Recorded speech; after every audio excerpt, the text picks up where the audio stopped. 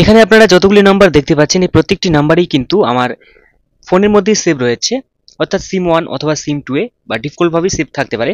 যদি কোনো কারণে আমি মনে করি যে এই প্রত্যেকটি নাম্বারে আমি সিম 1 এ সেভ করে রাখবো, তাহলে আপনারা সহজেই সেগুলিকে সেভ করে রাখতে পারবেন। অথবা আপনার যে নাম্বারগুলি রয়েছে এই নাম্বারগুলিকে আপনার চাইলে আপনার ইমেলে সেভ করে রাখতে পারবেন। এক্ষেত্রে আপনার যে যদি কোনো কারণে আপনার মোবাইল হারিয়ে যায় অথবা সিম ড্যামেজ হয়ে যায়, এক্ষেত্রেও কিন্তু আপনার ইমেলের মাধ্যমে সেই প্রত্যেকটি নাম্বারই কিন্তু আপনি রিকভারি করে নিতে পারবেন। এছাড়া আপনার যে সাইকেল বিন যদি অফ থাকে এটাকে অবশ্যই আপনি অন করে নেবেন। ভুলবশত যদি আপনার নাম্বারগুলিকে ডিলিট হয়ে যাও, তাহলে কিন্তু আপনি 30 দিনের মধ্যে সেই নাম্বারগুলিকে আপনি রিকভার করে নিতে পারবেন। যদি কোনো কারণে সেই নাম্বারগুলি ডিলিট হয়ে যায়, আপনারা চেক করবেন, ঠিক আছে? যদি ডিলিট হয়ে যায় তাহলে কিন্তু সহজেই রিকভার করে নেবেন।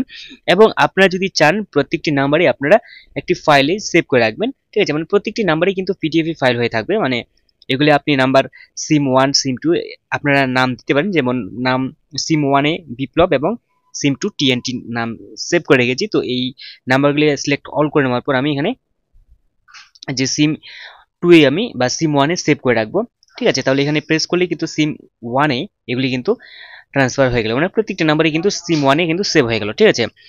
এবং আপনারা এই প্রত্যেকটি নাম্বারই কিন্তু, এবং কি আমার যে স্যামসুং অ্যাকাউন্ট রয়েছে বা ইমেল রয়েছে, যে ইমেলটি দেখতে পাচ্ছেন ইমেলেও কিন্তু প্রত্যেকটি নাম্বারে রয়েছে। এবং ম্যারেজ কন্ট্যাক্টস যে রয়েছে এই অপশনে গিয়েও কিন্তু আমি ইম্পোর্ট কন্ট্যাক্টসগুলিকে সেভ করে রাখতে পারবো। অথবা যদি কোনো নাম্বার সেভ থাকে আমার ফাইলে, তাহলে কিন্তু সেই নাম্বারগুলিকেও কিন্তু আমি আমার যে ইমেল রয়েছে বা সিম 1 বা সিম 2 এ কিন্তু আমি সেভ করে রাখতে পারবো সহজভাবেই।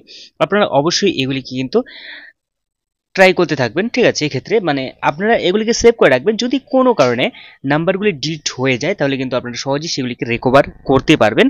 এবং কি যদি কোনো কারণে আপনার সিমটি ড্যামেজ হয়ে যায়, সেক্ষেত্রেও কিন্তু আপনার যে নাম্বারগুলি রয়েছে বা থাকবে, নাম্বারগুলিকে কিন্তু আপনারা সহজেই কিন্তু নিয়ে আসতে পারবেন, ঠিক আছে?